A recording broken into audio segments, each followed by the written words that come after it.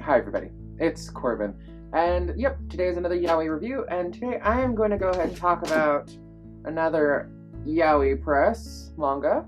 This one is the Aluria Chronicles. Now, again with Yaoi Press, my major issue is the artwork. Surprisingly enough, I do like this one. This one's actually pretty good. Again, it's short stories, which isn't my hugest thing.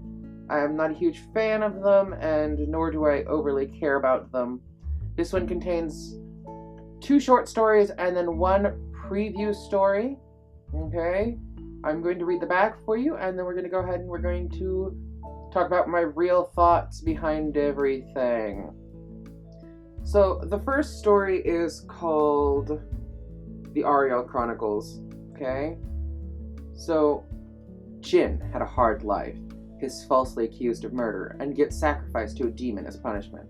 When the demon releases Jin, an innocent, he takes pity on him and flies him to Aluria, a land of mystical creatures.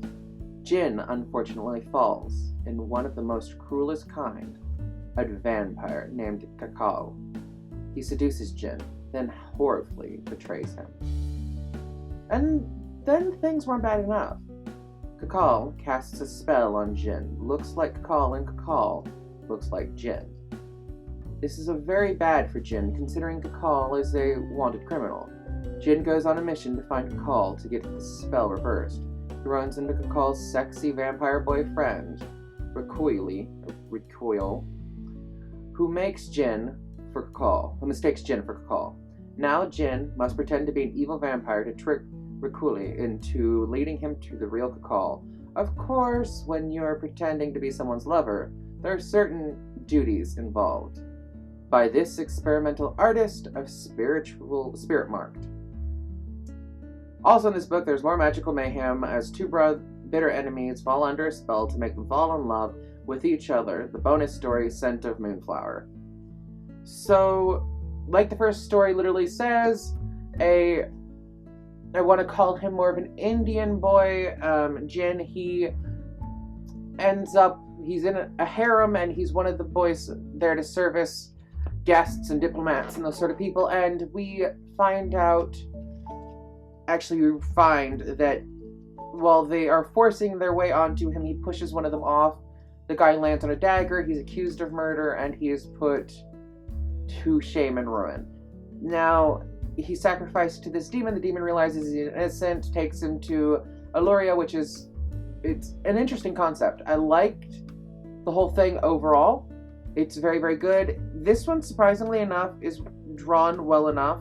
My problem with it, though, is that the central point of gravity within the artwork isn't entirely there. Like, a lot of the characters feel off balance. They look very off balance. They don't look 110% correct for the way you would expect them to go ahead and look. Now, the second story is pretty much feudal era Japan. The people involved are feuding clans, and they end up going to try to make a bargain with a stronger feudal lord, and they fall in love with each other.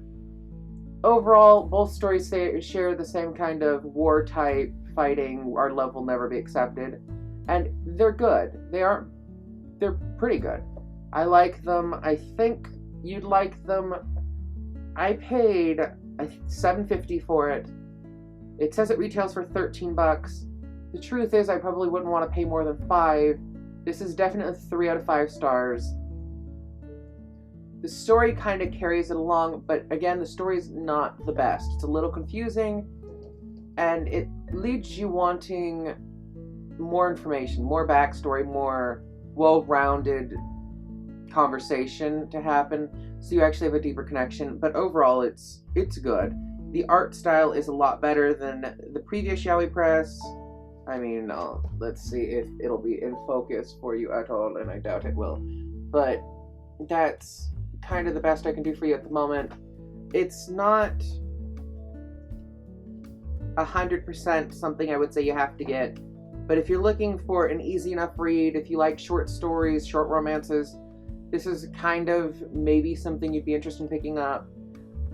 but it's not my first pick. So, yeah.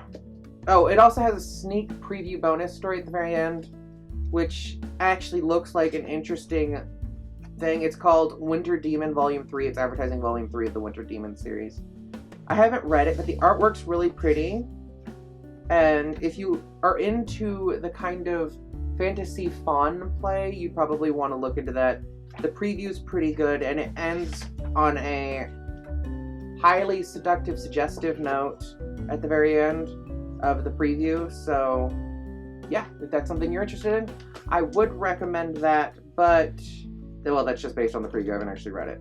But the Aluria Chronicles, and if you need a filler in your collection or you need a fast read, something that's not too smutty, it's pretty clean. It's rated 18 plus, but I can't even see it getting that rating when some of the other ones I've read that are 13, 14 plus have a lot more in them. So yeah, I hope you guys liked the review. Remember, like, favorite, subscribe, share, and I'll talk to you guys later. Bye.